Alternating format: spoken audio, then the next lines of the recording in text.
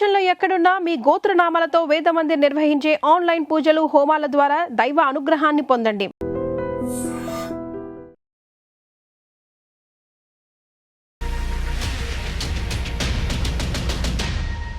Hi, welcome to my show. Writer Chinni Krishna పరిచయం అవసరం లేదు. సో ఆయన చేసిన అన్ని సినిమాలు ఆ సమయానికి all time hits. So Chinni Krishna అంటే కేవలం సినిమా రచయిత మాత్రమే కాదు, ఆయనలో ఒక సామాజిక స్పృహ ఉంది, సామాజిక వేతున్నారు, రాజకీయాలని అర్థం చేసుకోగల శక్తి ఉంది. సో చిన్ని కృష్ణ అంటే ఒక పరిపూర్ణమైన మనిషి. ఈరోజు ఆ చిన్ని కృష్ణ గారితో ఒక మంచి ఇంటర్వ్యూ చేయబోతున్నాను. సో ఇంటర్వ్యూ చాలా ఇంట్రెస్టింగ్గా ఉండబోతుంది. Please watch. హాయ్ సార్, నమస్తే. నమస్కారం సార్, యాక్చువల్గా చాలా చిన్న వయసులో సినిమాని బాగా ప్రేమించి సినిమా మైండ్కి ఎక్కుతున్న సమయంలో మీ సినిమాలు చాలా బలంగా లాగినవి నన్ను. అన్ని మాస్ సినిమాలు, సెన్సేషన్ హిట్స్. సో అలాంటి మీతో ఈరోజు కూర్చొని ఇంటర్వ్యూ చేయడం చాలా అదృష్టంగా భావిస్తున్నాను. అయితే నా దగ్గర చాలా బలమైన ప్రశ్నలు ఉన్నాయి. మీరు ఖచ్చితంగా సమాధానం చెప్పి తీరాల్సిన ప్రశ్నలు, మీ అభిమానులు ఎదురు చూస్తున్న సమాధానాలు చాలా ఉన్నాయి. మోయగల వ్యక్తి కాబట్టి నేను చాలా బండరాళ్ళే వేయడానికి సిద్ధంగా ఉన్నాను. మీకు ఆ శక్తి ఉందని నమ్ముతున్నాను. సో స్టార్ట్ చేస్తున్నాను interview. Sir, Chinni Krishna biggest hits ఇచ్చిన రచయిత.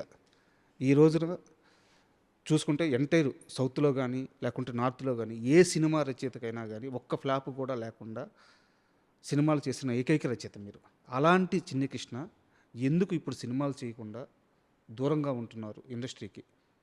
ఎప్పుడు చేయబోతున్నారు? అసలు ఈ పరిస్థితి ఎందుకు వచ్చింది? నేను ఎప్పుడు సినిమా రచనకు దూరంగా లేను. నేను రాసిన కథ పబ్లిక్కి రీచ్ అవడానికి దూరంగా ఉన్నాను. సో నేను ఎవ్రీ డే ఎర్లీ మార్నింగ్ 4 o'clockకి నా లైఫ్ స్టార్ట్ అవుతుంది. నేను ప్రతిరోజు ఒక షార్ట్ స్టోరీ రాస్తాను. ప్రతి సంవత్సరం ఒక గొప్ప సినిమా కథే రాస్తాను. నా ప్రక్రియ ఆగలేదు. నేను రాసిన కథ ప్రేక్షకుడికి చేరలేదు అంతే. ఒక కథ ప్రేక్షకుడికి చేరాలి అంటే ఒక నిర్మాణ సంస్థ, ఒక మంచి ఆ కథకి నప్పేటటువంటి ఒక హీరో, ఓకే, ఆ పరిస్థితులన్నీ అనుకూలించాలి. అనుకూలించినప్పుడు మాత్రమే జరుగుతుందన్నమాట. అది అంటే ఎందుకు అనుకూలించట్లేదు అనేది నా ప్రశ్న. ఒకప్పుడు చిన్ని కృష్ణ ఎక్కడ, చిన్ని కృష్ణ ఎక్కడ అని కలవరించిన స్టార్ హీరోలు, పెద్ద పెద్ద ప్రొడక్షన్ హౌసులు, పెద్ద నిర్మాతలు కలవరించిపోయి మీకు 5 స్టార్ హోటల్లో మీరు ఎక్కడ అడిగితే అక్కడ రూమ్లు వేసి మీరు ఎక్కడికి పోతుంటే అక్కడికి పంపించి చిన్ని కృష్ణ కథిస్తే చాలని కళ్ళకద్దుకొని తీసుకున్న మనుషులున్న ఈ ఇండస్ట్రీలో ఇన్ని సంవత్సరాలుగా మీ కథ ఎందుకు మెటీరియలైజ్ అవ్వట్లేదు అనేది నా ప్రశ్న. ఎందుకు డిజాస్టర్ ఫ్లాప్లు అవుతున్నాయి?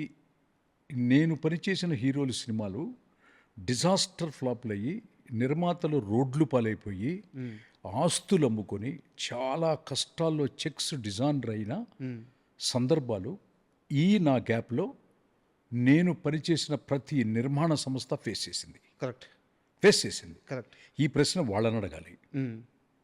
ఎందుకంటే ఆర్థికంగా నష్టపోయారు, ఆస్తులు పోయాయి, పేరు పోయింది, బ్యానర్ విలువలు పోయినాయి. కానీ చిన్ని కృష్ణ ఎప్పుడు కథ రాస్తే అప్పుడు చూడటానికి మాత్రం ప్రేక్షకుడు మాత్రం దూరం అవ్వలేదు. సార్, అయితే నేను ఇదే ప్రశ్నకి కొనసాగింపుగా అడుగుతున్నాను. చిన్ని కృష్ణ మీద ఇండస్ట్రీలో కుట్ర జరిగిందా? ఒక వర్గం చిన్ని కృష్ణని ఇండస్ట్రీలో లేకుండా చెయ్యాలని ప్రయత్నించిందా? దీంట్లో నిజమెంత?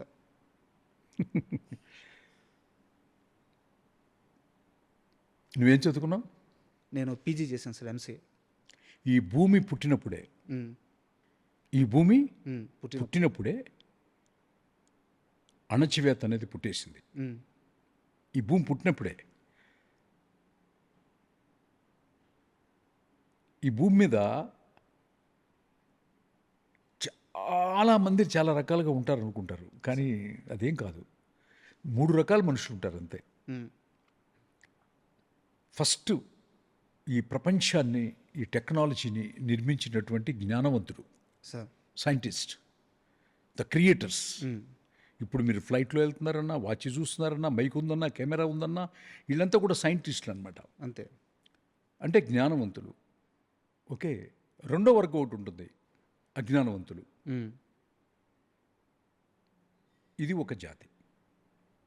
నెంబర్ 2, బలవంతుడు, బలహీనుడు. బలహీనుడిని కొట్టి ఎప్పుడు బలవంతుడు తింటూనే ఉంటాడు.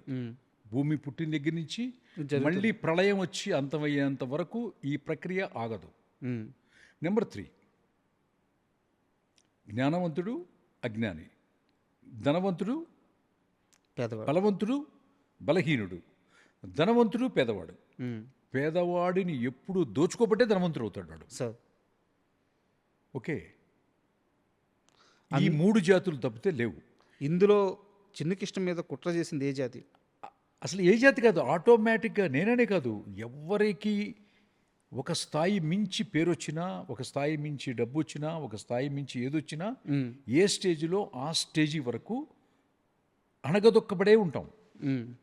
అది ముఖ్యమంత్రి స్థాయిలో తీసుకో, లేకపోతే ఒక పెద్ద కలెక్టర్ స్థాయిలో తీసుకో, ఒక హీరో స్థాయిలో తీసుకో, రచయిత స్థాయిలో తీసుకో అనమాట. కొంతమంది ఏంటంటే బాగా సర్వే అవుతున్నారంటే బ్రతక నేర్చిన వాళ్ళని ఉంటారు. లౌక్యం తెలిసి సినిమాలో నటించమంటే నిజ జీవితంలో నటిస్తుంటారు. సినిమాలో నటిస్తుంటాం, స్టేజ్ మీద నటిస్తుంటాం జనరల్గా ఆర్టిస్టులు అందరూ కూడా. కొంతమంది ఆర్టిస్టులు ఏంటంటే రియల్ లైఫ్లో బాగా యాక్ట్ చేస్తారు స్క్రీన్లో కంటే అనమాట. వాళ్ళు చాలా టాప్లో ఉంటారు, ఎప్పుడు కూడా అది జరుగుద్ది అనమాట. సో అట్లాగే టెక్నీషియన్స్ కూడా నేను చూశాను. అసలు సీట్ ఎడ్జ్లో కూర్చొని మాట్లాడతారు. అంత ఓవర్ యాక్టింగు ఏంటి, అంత నటన నాకు ఆ ప్రకృతి ఇవ్వలేదు. అంతే, చిన్ని కృష్ణకి నేచర్ ఇచ్చింది అనుకో, నేను కూడా నటించి ఓవర్ యాక్టింగ్ చేసి, అర్థమైందా, నేను కూడా చాలా చాలా ఆఫీసులో కనపడతా ఉండుండేవాడిని. నాకు నటించడం రాదు, సక్సెస్ఫుల్ సినిమా రాయటం మాత్రమే వచ్చు. Sir that's all. అంటే నేను ఎందుకు ఇంత పర్టికులర్గా అడుగుతున్నానంటే, మీరే అన్నారు ఒక మాట, ఈ మొత్తం కాలంలో మీకు గ్యాప్ వచ్చినప్పటి నుంచి ఇప్పటిదాకా ఈ మొత్తం కాలంలో ఎంతమంది నిర్మాతలు, ఎన్ని ప్రొడక్షన్ హౌస్లు ఇబ్బంది పడ్డాయని. నిజానికి మంచి కథ ఉంటేనే మంచి సినిమా వస్తుంది. ఇది బేసిక్ ఫండమెంటల్ రూల్. సో ఆ మంచి కథ ఇచ్చే మనిషిని ఎందుకు ఇండస్ట్రీ దూరం పెట్టింది అనేదే నా ప్రశ్న. అయితే ఇందులోనే నాకు ఇంకో ప్రశ్న ఉంది, బట్ మీరు ఇది ఒప్పుకొని సమాధానం చెప్తారో లేదో నాకు తెలియదు.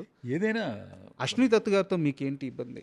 నాకేం లేదే, ఆయన one of the best production house.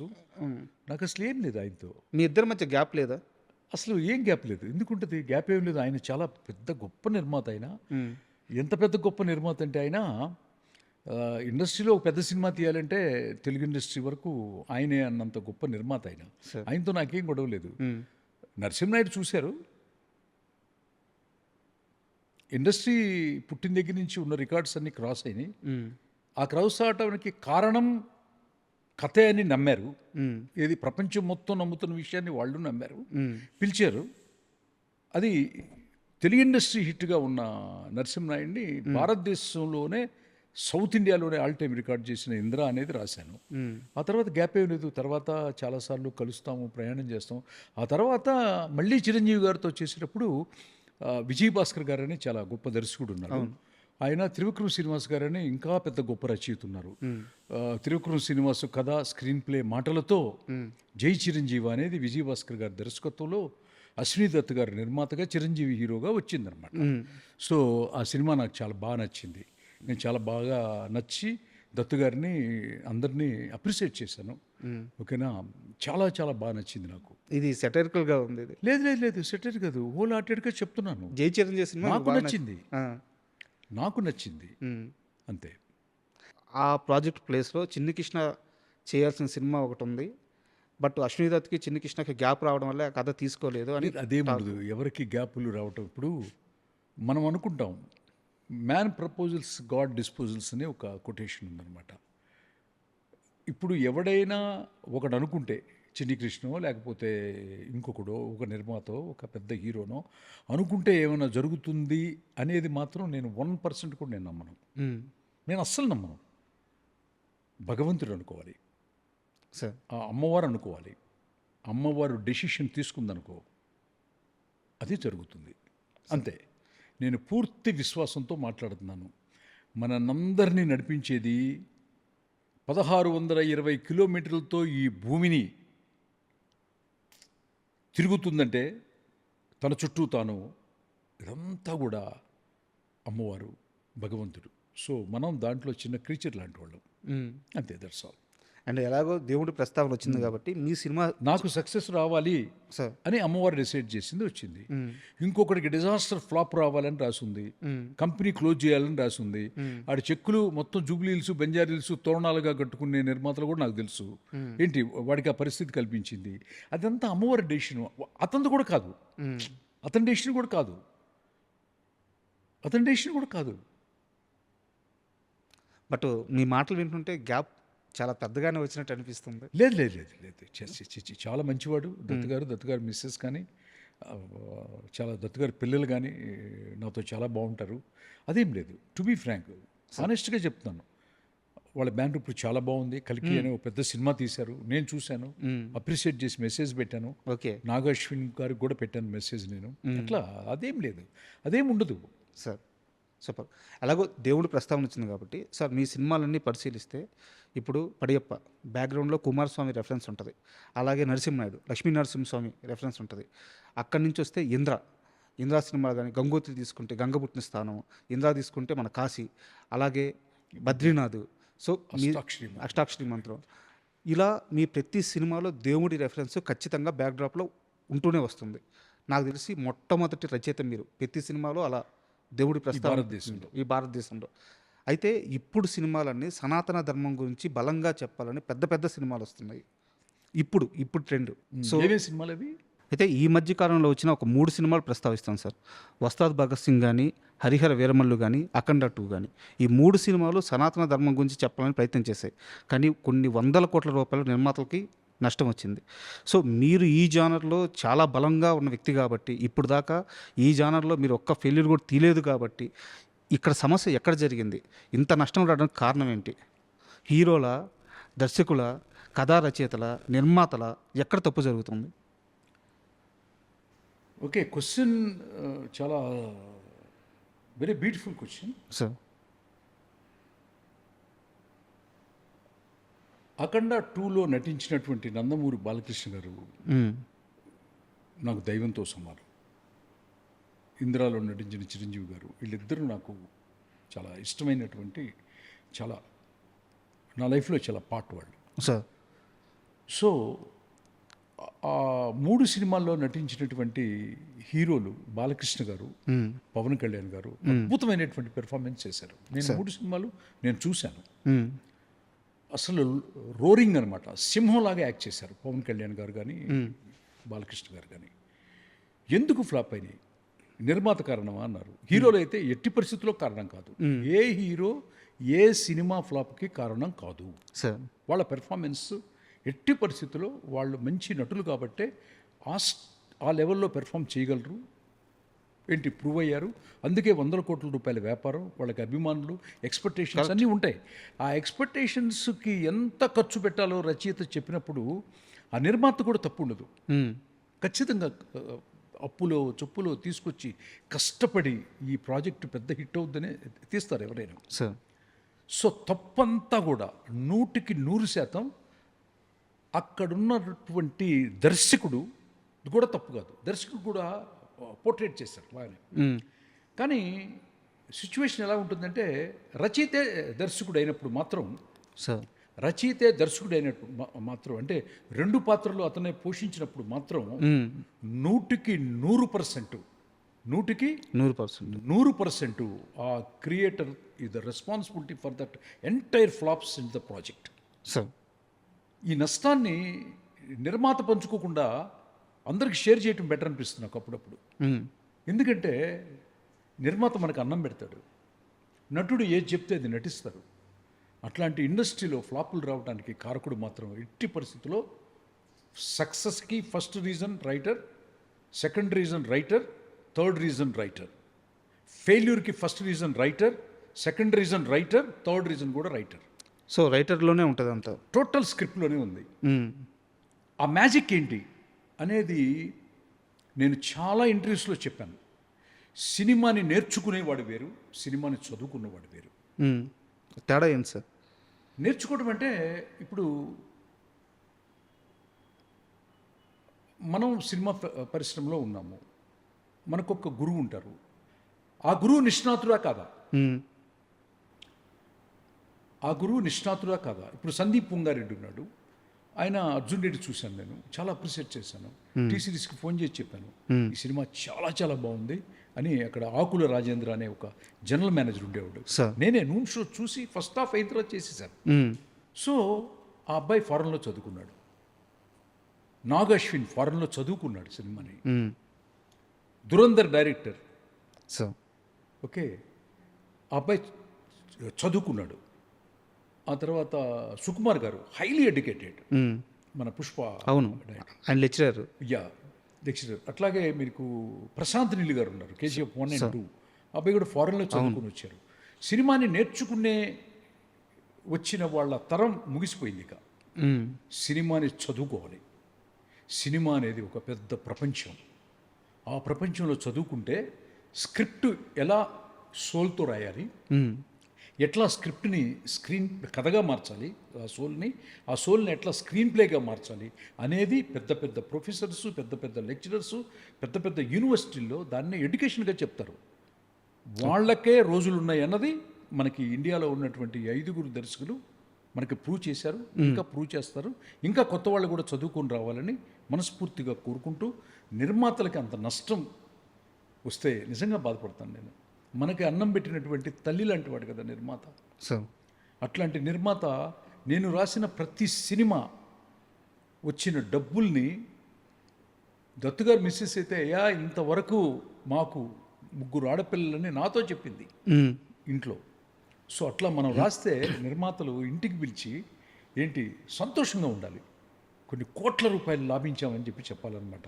So ప్రతి రచయిత కూడా, అప్కమింగ్ వచ్చే రచయిత కూడా మీరు బాగా చదువుకోండి, విశ్లేషించండి. దర్శకులు కూడా బాగా చదువుకోండి, ఫారెన్ వెళ్ళండి. ఇంటర్నేషనల్ యూనివర్సిటీస్ ఉన్నాయి, బెస్ట్ యూనివర్సిటీస్. అక్కడి నుంచి వచ్చి మీ యొక్క దేశంలో ఒక పెద్ద గొప్ప సినిమా తీస్తే మనకు అన్నం పెట్టే నిర్మాత ఇంట్లో ఒక దీపం కాదు, ఇల్లంతా రోజు దీపావళిలాగా ఉంటుంది. మన ఇండస్ట్రీ బాగుంటుంది, మీరు బాగుంటారని it's my advice to the young upcoming writers and the directors. అంటే ఇప్పుడు నేను చెప్పిన 3 సినిమాల్లో సోల్ మిస్ అయిందని మీరు చెప్పారు. యాక్చువల్గా అదే జరిగింది కూడా, రిజల్ట్ అదే కనిపిస్తుంది. బట్ ఇక్కడ పవన్ కళ్యాణ్ గారు సనాతన ధర్మాన్ని బలంగా చెప్పాలని ఆయన ఇప్పటికీ అదే నిర్ణయంతో ఉన్నారు. సో అలాంటి సినిమా కోసం ఆయన ఎదురు చూస్తున్న క్రమం కూడా ఇది. ఒకవేళ మీకు అవకాశం వస్తే పవన్ కళ్యాణ్ గారితో ఆ సనాతన ధర్మం గురించి చెప్పే సినిమా ఎలా ఉండబోతుంది, ఆ కథ ఎలా ఉండబోతుంది, మీ దగ్గర ఏమన్నా లైన్ ఉందా? అంటే ఎలా చెప్పాలంటే, నేను చెప్పాను కదా ప్రతి సంవత్సరం ఒక కథ రాస్తానంటే. సార్ ఒక 12 సంవత్సరాలు అయింది నేను సినిమా చేసి. 12 పెద్ద కథలు రాసేసి ఉంటాను కదా. దాంట్లో ఏ కథకైనా కూడా పవన్ కళ్యాణ్ గారికి బాగుంటుంది. సార్ ఏ కథ అయినా కూడా ఒక మెగా ఇమేజ్ ఉన్నటువంటి చిరంజీవి గారు, పవన్ కళ్యాణ్ గారు, రామ్ చరణ్ తేజ గారు, ఏంటి ఎన్టీఆర్ గారు, తారక్ గారు, అల్లు అర్జున్ గారు, బాలకృష్ణ గారు, ఇట్లా ప్రభాస్ గారు, ఎవరికి బాగు, అందరికీ బాగుంటాయి. సో చిన్న కృష్ణ గారి దగ్గర పవన్ కళ్యాణ్ గారికి ఏంటంటే నిజంగా అట్లాంటి అవకాశం నాకు ఆ అమ్మవారు, ఆ కాశీ విశ్వనాథుడు కనుక కలిగిస్తే సనాతన ధర్మం మీద కథని, ఇంతకుముందు నేను రాసిన కథలు ఆంధ్ర రాష్ట్రంలోనో భారతదేశంలోనో ఇదయ్యాయి.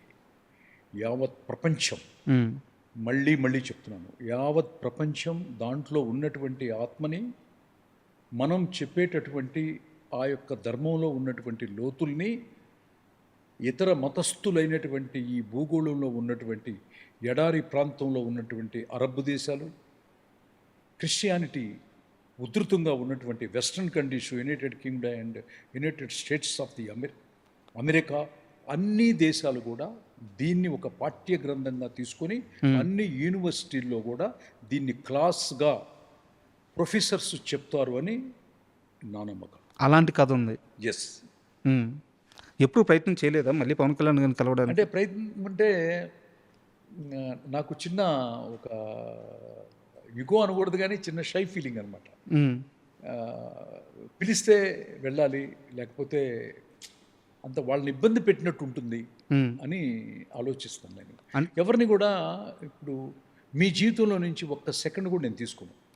నేను తీసుకోను, ఎవరి జీవితంలో నుంచి తీసుకోను, నాకు ఇష్టం ఉండదు అనమాట. సో తెలుసు కదా నేనంటే ఏంటో. సో ఇక్కడ time will come, God will decide అనుకుంటాను అంతే. ఇక్కడ కాస్త ఫ్లాష్ బ్యాక్కి వెళ్తే, మీ జీవితంలో అత్యంత కఠినమైన ఫేజ్, ఒకరోజు చాలా లోన్లీగా ఉన్నారు, పవన్ కళ్యాణ్ గారు మిమ్మల్ని పిలిపించుకొని, లేదా ఆయన ఎలా పిలిపించారో నాకు తెలియదు, ఒక రోజంతా మిమ్మల్ని ఆయనతో ఉంచుకొని ధైర్యం చెప్పారు. ఏం సందర్భం, ఏం కష్టం అది, ఏ రోజు అది? నిజంగా ఇండస్ట్రీలో ఆయనకి పెద్ద హిట్ ఇంతవరకు నేను కలవలేదు, రాయలేదు, పని చేయలేదు. బట్ కానీ నా భార్య స్వాతి చనిపోయినప్పుడు సార్. నన్ను అప్పుడు చోటకే నాయుడు గారు ఏదో సినిమా చేస్తున్నారు సెట్లో, చిన్ని కృష్ణ గారిని పిలవండి, తీసుకురండి నా దగ్గరికి అన్నారు. వెళ్ళాను. ఆయన చూపించిన ఆప్యాయత, అనురాగం, నాకంటే కొంచెం చిన్నవాడే సార్. కానీ ఆయనకి నేను పవన్ కళ్యాణ్ గారిలో చూసింది ఒకటే, ఆయన బాహ్యంగా చూడు, లోపల అంతర్లీనంగా ఉండే మనసుని, ఆ మనసు వెనకాల ఉన్నటువంటి ఒక నిగూఢమైనటువంటి లోతుగా ఉన్నటువంటి బాధని అర్థం చేసుకుంటాడు అనేది నేను పూర్తిగా విశ్వసిస్తాను. సో మేమిద్దరం కలవపోవటానికి, చేయకపోవటానికి కారణం అనేకమైన కారణాలు ఉండుండొచ్చు. అది భగవంతుడు డిసైడ్ చేస్తాడు. కానీ ఆ ఓదార్పు, నాకు ఇచ్చినటువంటి మనోధైర్యం పవన్ కళ్యాణ్ గారు నేను ఎప్పటికీ మర్చిపోలేను. కళ్యాణ్ బాబు గారు మీరు అడుగుతున్నారు, చూస్తున్నారు కదా ఎప్పుడు పని చేస్తామని చెప్పి. సో ఏదైనా చిన్న చిన్న గ్యాప్స్ ఉన్నా కూడా ఒక మెట్టు దిగి మీతో పనిచేయాలని ఉందని మనస్ఫూర్తిగా చేతులు జోడించి అడుగుతున్నాను. ఐ డ్రీమ్స్ ద్వారా. That's all. అయితే ఇక్కడ నా దగ్గర ఒక ఇంట్రెస్టింగ్ క్వశ్చన్ ఉంది sir.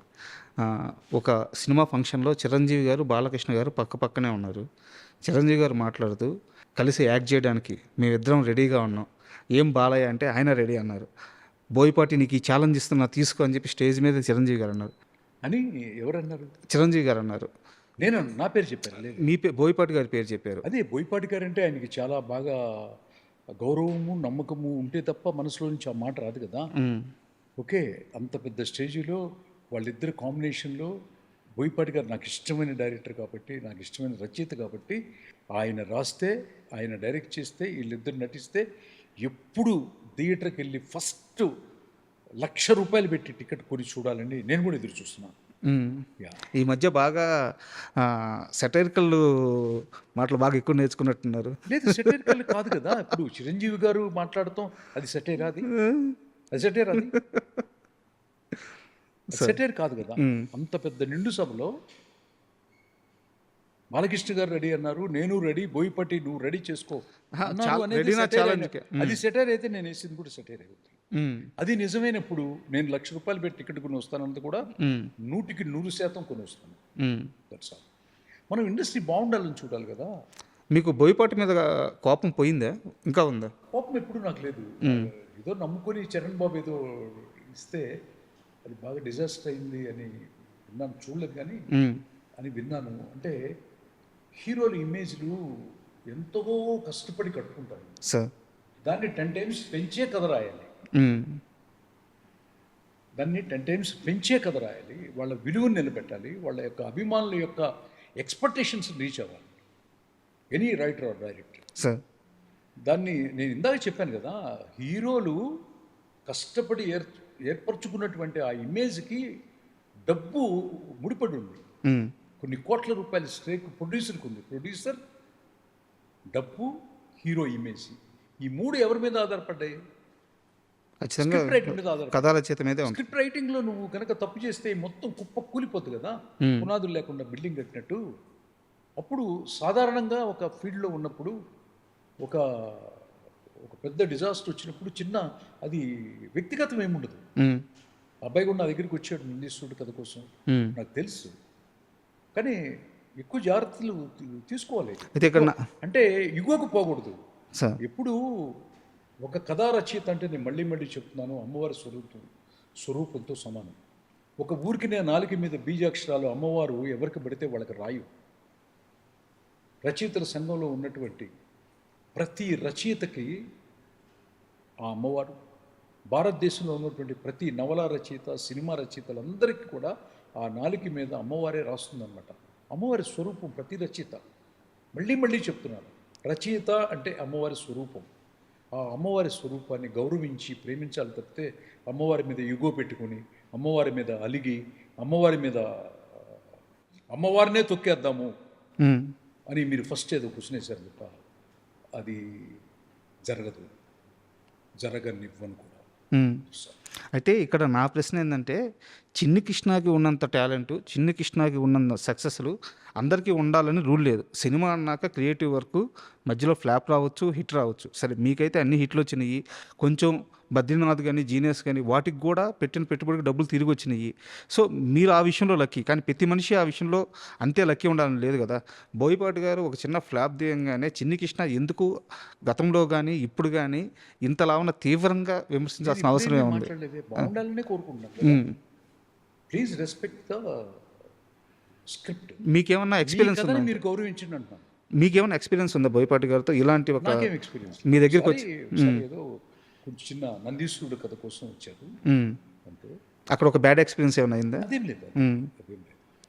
Sir extraordinary, very good director అబ్బాయి, ఎమోషన్స్ బాగా తీస్తాడు సార్.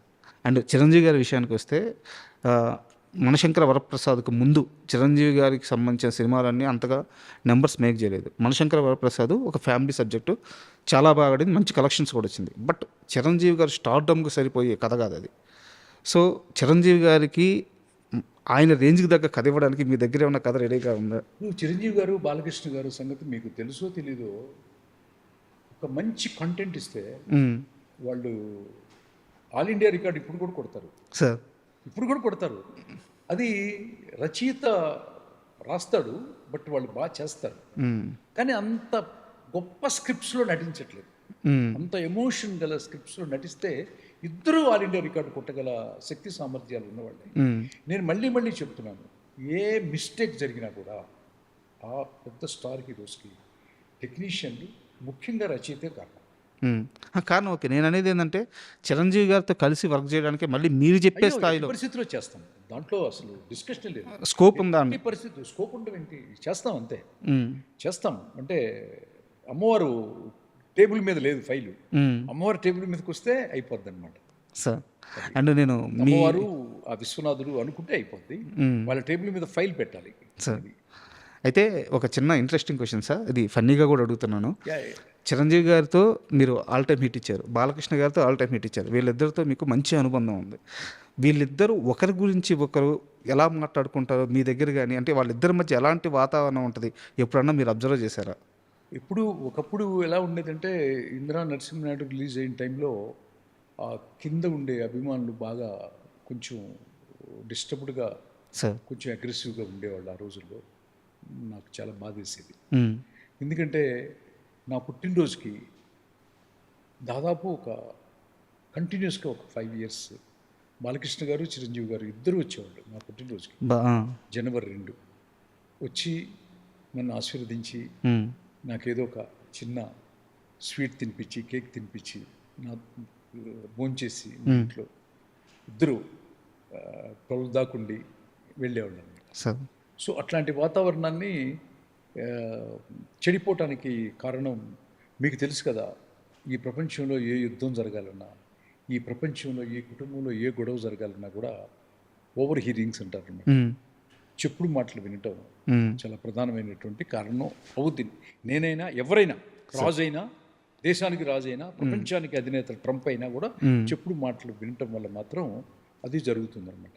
ఆ చెప్పుడు మాటలు వినే స్టేజ్లో నేను లేను. ఎందుకంటే ఎవడైతే ఆ మాట చెప్తున్నాడో వాడిని ఫస్ట్ కట్ చేస్తాను నేను. సో చెప్పుడు మాటలు చెప్పిన వాళ్ళు ఎవరు ఇప్పుడు లేరు అక్కడ. ఇప్పుడు లేరు, వాళ్ళే ఆటోమేటిక్గా కట్టే వెళ్ళిపోతారు. కానీ రచయిత అట్లాగే ఉంటాడు, హీరో అట్లాగే ఉంటారు. అతి తొందరలో అమ్మవారు కలుపుతుంది. ఆ విశ్వనాథుడి ఆశీస్సులతో త్వరలో చూస్తాం సార్. అయితే మీరే చెప్పారు మీ బర్త్డేకి వచ్చేవాళ్ళని చెప్పి. వాళ్ళిద్దరు కలిసి ఉన్నప్పుడు మీ ఇంట్లోనే అసలు ఏం మాట్లాడుకునేవాళ్ళు? వాళ్ళిద్దరి మధ్య డిస్కషన్ ఎలా ఉండేది? ఏదన్నా ఒక చిన్న చాలా చాలా వాళ్ళిద్దరూ ఒక తల్లి కడుపున పుట్టకపోయినా కూడా, sir, to be frank with you, వాళ్ళిద్దరూ చాలా అన్యోన్యత, ఆప్యాయత, చాలా ప్రేమ అంతర్లీనంగా, ఇద్దరు కూడా చాలా గొప్ప వ్యక్తులు. చాలా చాలా గొప్ప వ్యక్తులు, చాలా అనమాట. మన తెలుగు ఇండస్ట్రీకి నిజంగా వరం. అట్లా తమిళనాడులో లేదు కదా, ఇద్దరు కాంపిటేటర్స్ లేరు. అక్కడ ఓన్లీ రజనీకాంత్ గారు ఉంటారు. ఓకే, ఇద్దరు లేరు అక్కడ. సో అట్లా ఇద్దరు రెండు కళ్ళు లాంటి ఒక పెద్ద మాస్ ఇమేజ్ ఉన్న హీరోలు నిష్కల్మషంగా ఉంటారు. బాలకృష్ణ గారు కానీ చిరంజీవి గారు కానీ ఎప్పుడు కూడా వాళ్ళిద్దరు కలిసి నటిస్తే అర్జెంటుగా చూడాలని ఉంది నాకు. సార్ అర్జెంటుగా చూడాలి. మీ దగ్గర లేదా వాళ్ళిద్దరికి మల్టీ స్టారర్? అంటే నీకు మళ్ళీ మళ్ళీ చెప్తున్నాను, అది ఒక పెద్ద ఈ భారతదేశంలో సెన్సేషన్ న్యూస్ అది. అది అది ఎవరు రాస్తారో ఏంటనేది బోయపాటి గారికి చిరంజీవి గారు చెప్పారు కాబట్టి ఆయన రాస్తూ ఉండాలి. అఖండ తర్వాత అదే రాస్తున్నారని చెప్పని విన్నాను నేను. ఓకే, అది విని అది జరిగితే నాకు చూడాలి.